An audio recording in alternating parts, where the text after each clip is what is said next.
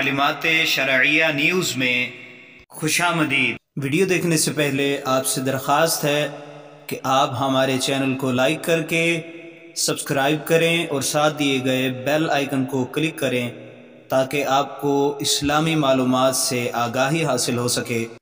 آئیے چلتے ہیں اپنی ویڈیو کی جانب۔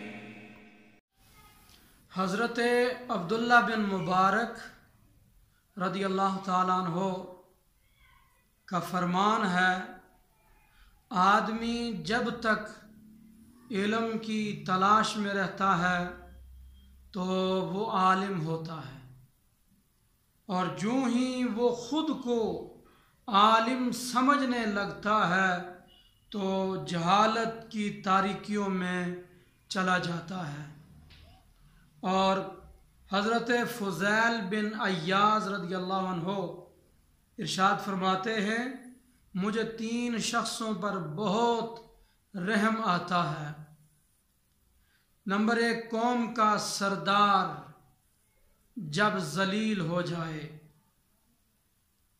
اور نمبر 2، قوم کا مالدار جب محتاج ہو جائے، اور وہ عالم دین جس سے دنیا داری سے فرصت نہیں ملتی۔